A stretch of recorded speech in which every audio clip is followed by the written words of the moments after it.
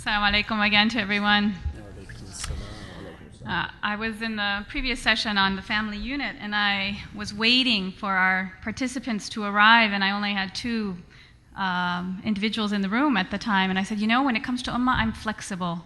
I'm flexible, alhamdulillah. I'll go whichever direction we need to go, inshallah.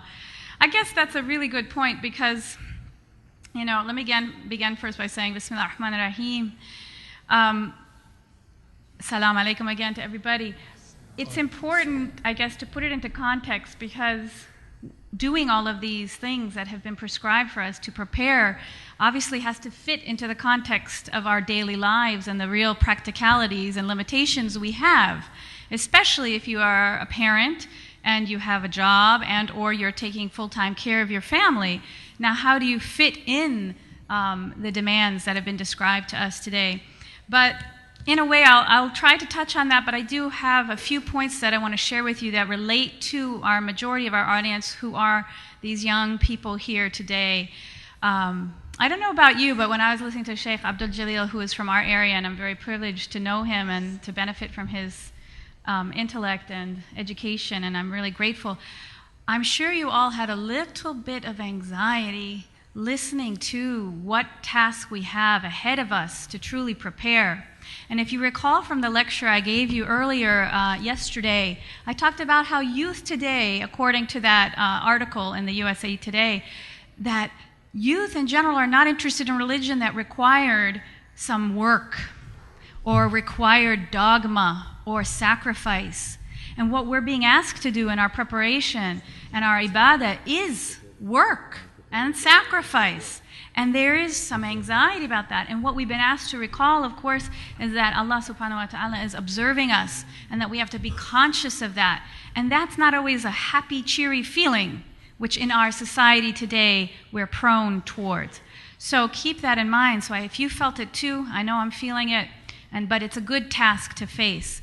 So in a way, it's important for us at this point of the conference, after many lectures, many opportunities to speak to others, and then many opportunities to learn. We had opportunities to pray salah together, which is a blessing.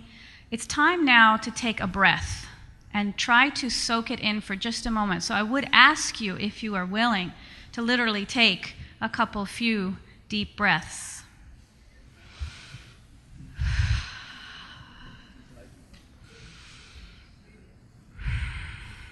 Because what we've been doing over the past several days, and I don't say this to be silly or to be funny, but really over the past several days, you've been absorbing and taking in. You've been doing a nice deep in-breathing over these several days.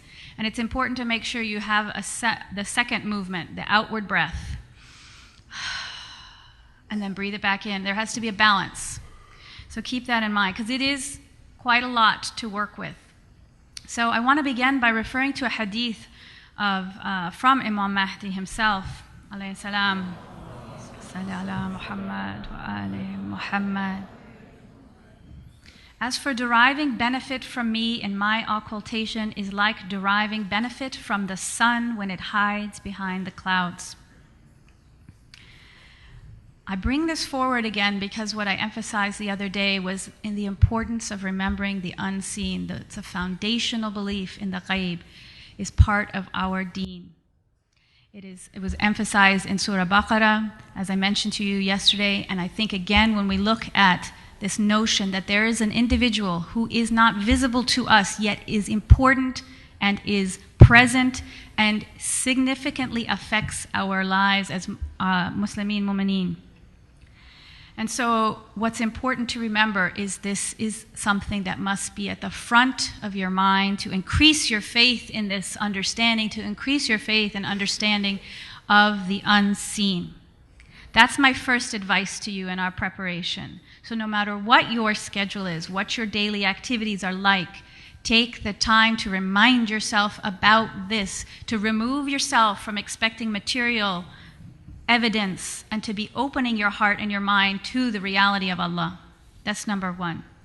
My second advice to you, and especially to those of you who are in college, university life, or even young professionals where there's a lot of activity, there's a lot of opportunities to go in different directions with your time and attention, is to listen to the lecture on the 10th of Muharram in Sydney this past year, 2010, on the Dajjal by Sayyid Ammar.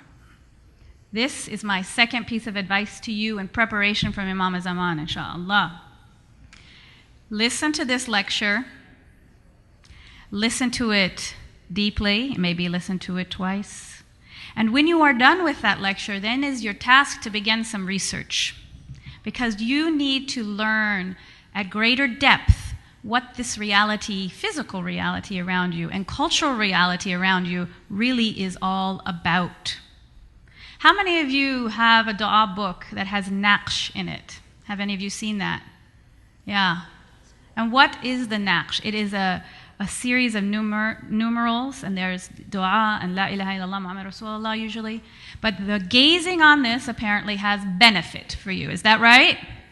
Yes? Have any of you done that?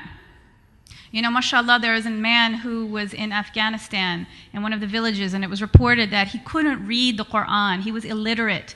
But what he used to do, instead of reading it, was to gaze over the words of Allah and to try to contemplate and to accept the blessing, even in the written word, at whatever level he could. Now, so what do these naqsh and then doing something as wonderful as gazing at the words of Allah have benefit? How can that have benefit for you? Because again, unseen reality, power in symbols. Power in symbols. Now, when you listen to this lecture, you're going to wake up to a reality that you weren't aware of. It's going to be like getting unplugged from the matrix. I do mean that. I do mean that. My lovely daughters know exactly what I'm talking about, because once you become aware, it's going to be all around you and you're going to go, whoa. These symbols, these images, the agenda that is around you is going to be surprising. How many of you know what I'm already talking about? Good, good, good. So you're ahead on your research. I do think this is critical and valuable and is a must, because you want to know the truth and you want to know the reality and you want to be prepared to hear the truth. So get knowledgeable and become discerning, inshallah, no matter what your walk of life and no matter what your schedule is like these days. Number 3, and this I think is critical, because you all have been raised, especially those of you who are young and coming through university, college, high school, you have been raised in a hypermedia environment, one that was not even the same when I was going through high school and college. Do you know, I actually had to pay for an email account at GW when I was a student. In other words, it wasn't a common thing to give to every student. You had to go and pay for it. It was like a special thing. It was just the beginning of the internet. And so that was an unusual experience, you know. Now that people don't even know what I'm talking about, right? Everybody has email. What are you talking about? So you are in a very saturated environment, a highly stimulating environment. You are constantly barraged with information, tidbits, and so forth. And what is happening is this lovely brain of yours and lovely heart and mind of yours is getting cluttered. So my second, or actually what are we on now? Third suggestion would be to unplug from the media and become a master of your own mind. Now, how many of you have read Neil Postman? He's an author. 1, 2, oh dear. If you don't have a paper and pen, get one now. Write his name down, Neil Postman. Read anything you can about him, from him, including Amusing Ourselves to Death. Excellent book. Short, you can get a lot out of it. What's the premise of his discussion? What he talks about is how technology brings with it benefits, but costs. Benefits, but lots of costs. And let's look at some of those costs. When you look at the advent of the printing press, it's an exciting thing. We're pleased with it. We think this is a wonderful thing. Opportunity for people to now read and have access to books that previously they never had. And in the particular, at that time, access to the Bible, so that the individual could have direct access to the Word of God according to the Christians of the time. And that from there, it became access to other information and to journals and to the press and to newspapers. All of that grew from that. But do you know what the cost was? The cost was that oral societies now became dependent on the written word, and the capacity for memory and for attention was lost. Because in the more oral societies, a bard, for example, who could recite poetry, probably even in tribal Arabia, the poetry that they could recite for hours was lengthy and detailed, but they could do it. Can any of you do that? Can any of you recite a poem for 2 hours? Do I have any bards in the room? Oh, I have one. Excellent, but that's a small number. So what does that mean? It means our capacities are diminishing in some ways. Some opportunities are happening, but there's some loss. And I want you to think about how you can regain some of those lost capacities that will serve you in your ibadah and in your connection to Allah and in your preparation for being aware of the arrival of Imam Zaman. Please give me a salawat.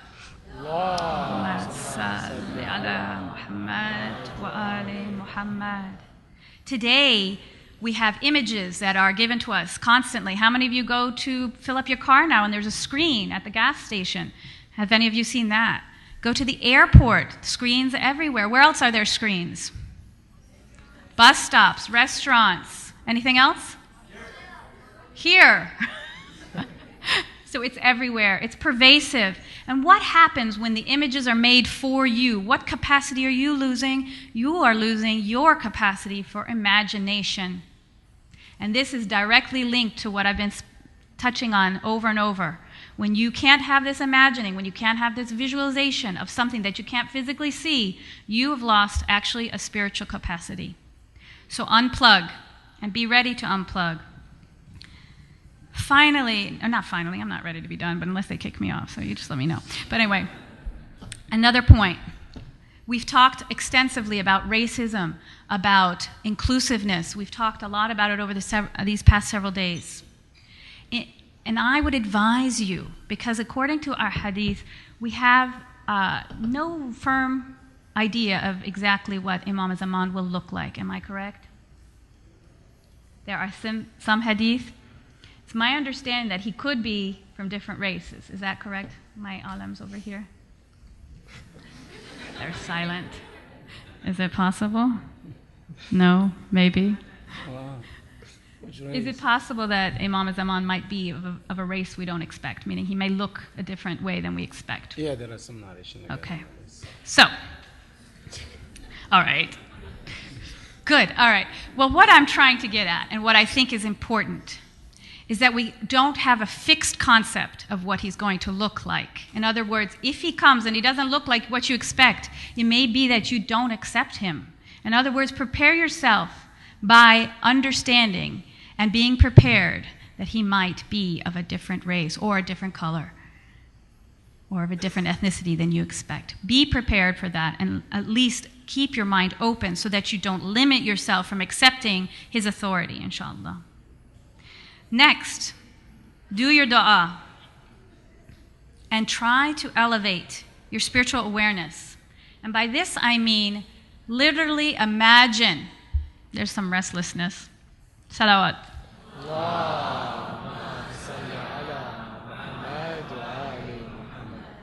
I know we're getting to the end. Maybe you're getting restless because you'd rather hear say tomorrow. I understand. I've been in that position too, so I'll try to be fast. So what I'm asking you to think about and consider and to work towards is opening your heart and your mind and literally your hearing so that inshallah, whatever the guidance is that comes, you will be able to be prepared to hear the truth. Ask Allah to guide you. Ask Allah to open your heart, open your mind, open your ears so that when he does arrive, you are not deceived and you are not deluded, that you will clearly hear that it's him and you are ready to stand by his side. So ask for that now. Make that a dua, make that a practice, that you imagine this and that you ask Allah to prepare you to open in this way. Be flexible and be open and be prepared because again, the other hadith we heard yesterday, there are few who are going to accept him because it's not going to look like what people are used to. Have we all heard that? So be prepared to have something different come forward and be willing to ask Allah to prepare you to hear the truth so that you are ready to stand by his side. Next, as we've already been told, nafilah, or salah in general. Increase your nafilah salah. but do it organically. Start with simplest number as possible that you can manage and make it a routine. Make it a routine, make it a routine, so that you build your capacity for your connection with Allah. Start small and then add until it becomes a norm and increasing your strength. So don't overdo it. Work towards it, make a goal. Finally, I would also say, remember, as young professionals, as college students you're in a period of time that is actually very exuberant, very wonderful. You're excited about the world. You have lots of potential and lots of ideas and creativity, and you're ready.